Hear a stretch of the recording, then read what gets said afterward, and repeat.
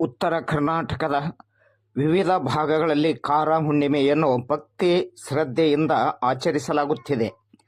ಮುಂಗಾರು ಆರಂಭವನ್ನು ಸೂಚಿಸುವ ರೈತರ ಹಬ್ಬವಾದ ಕಾರ ಹುಣ್ಣಿಮೆಯನ್ನು ಶನಿವಾರ ಕರ್ನಾಟಕದ ವಿವಿಧ ಭಾಗಗಳಲ್ಲಿ ಆಚರಿಸಲಾಯಿತು. ಬೇಸಿಗೆ ಮುಗಿದು ಮುಂಗಾರಿನ ಆರಂಭವನ್ನು ಸೂಚಿಸುವ ಕಾರ ಹುಣ್ಣಿಮೆಯ ಹಬ್ಬವನ್ನು ಕರ್ನಾಟಕದ ರೈತರು ಶನಿವಾರ ಆಚರಿಸಿದರು. ಅದರಂತೆ ಇಂಡಿ ತಾಲೂಕಿನ ತಡಬಲಗ ಗ್ರಾಮದಲ್ಲಿ ಕೂಡ ಆಚರಣೆಯ ಅಂಗವಾಗಿ ಸಾಂಪ್ರದಾಯಿಕ ಎತ್ತುಗಳ ಓಟವನ್ನು ಸಹ ಆಯೋಜಿಸಲಾಗಿತ್ತು.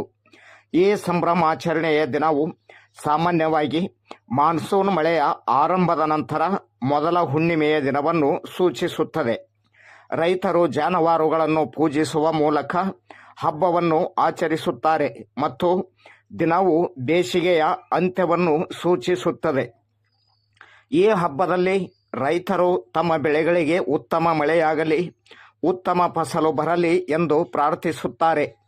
ಈ ಹಬ್ಬವು ಮಳೆಗಾಲದ ಸ್ವಾಗತದ ಸಂಕೇತವೂ ಹೌದು. ಕಾರ ಹುಣ್ಣಿಮೆಯಂದು ಇಂಡಿ ತಾಲೂಕಿನ ತಡಬಲಗ ಗ್ರಾಮದಲ್ಲಿ ಕೂಡ ಊರಗೌಡರ ಜೋಡ ಎತ್ತುಗಳನ್ನು ಸಾಯಂಕಾಲ 6 ಗಂಟೆಗೆ ಗ್ರಾಮದ ಹಿರಿಯರು ಹಾಗೂ ಮಹಿಳೆಯರು ಸಾಮೂಹಿಕವಾಗಿ ವಾದ್ಯ ವೈಭವದೊಂದಿಗೆ ಗ್ರಾಮದ ಪ್ರಮುಖ ಬೀದಿಗಳಲ್ಲಿ ಮೆರವಣಿಗೆ ಮೂಲಕ ಊರು ಅಗಸೆಗೆ ಕರೆತರುತ್ತಾರೆ ಹಾಗೂ ಊರ ವಾಲಿಕಾರ ಮನೆತನದವರು ಊರ ಅಗಸೆಗೆ ಬೇವಿನ ಎಲೆ ಹಾಗೂ ಕೊಬ್ಬರಿಯನ್ನು ಕಟ್ಟುತ್ತಾರೆ. ನಂತರ ಒಂದು ಎತ್ತಿಗೆ ಮುಂಗಾರಿ, ಇನ್ನೊಂದು ಎತ್ತಿಗೆ ಹಿಂಗಾರಿ ಎಂದು ನಾಮಕರಣ ಮಾಡುತ್ತಾರೆ.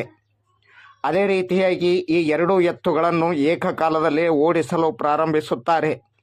ಮೊದಲು ಯಾವ ಎತ್ತು ಊರ ಅಗಸೆಯ ಮೊದಲು ದಾಟುತ್ತದೆಯೋ ಅದರ ಮೇಲೆ ಮುಂಗಾರು ಹಿಂಗಾರು ಮಳೆಯ ಬೆಳೆ ಬಗ್ಗೆ ತಿಳಿದುಕೊಳ್ಳುತ್ತಾರೆ.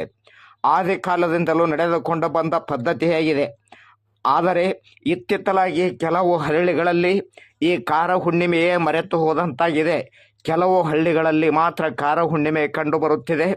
ಆದರೆ ಕೆಲವು ಹಳ್ಳಿಗಳಲ್ಲಿ ಕೇವಲ ಕಾರ ಹುಣ್ಣಿಮೆಯೋ ನೆನಪಿಗೆ ಮಾತ್ರ ತರುತ್ತಾರೆ. ಆದರೆ ಕಾರ ಹುಣ್ಣಿಮೆಯ ಆಚರಿಸಲು ಇವರಿಗೆ ಗೊತ್ತೇ ಇಲ್ಲ. ಅದರಂತೆ ತಡಬಲಗ ಗ್ರಾಮದಲ್ಲಿಯೂ ಇಂದಿಗೂ ಸಹ ಹಿಂದಿನಿಂದ ನಡೆದುಕೊಂಡ ಬಂದ ಪದ್ಧತಿಯು ಜಾರಿಯಲ್ಲಿದೆ. ಇದೇ ಒಂದು ವೈಶಿಷ್ಟ್ಯ ಈ ಗ್ರಾಮದಲ್ಲಿ ಕಂಡುಬರುವ ಕಾರ ಹುಣ್ಣಿಮೆಯ ಕುರಿತು ಒಂದು ವೈಶಿಷ್ಟ್ಯವಾಗಿದೆ.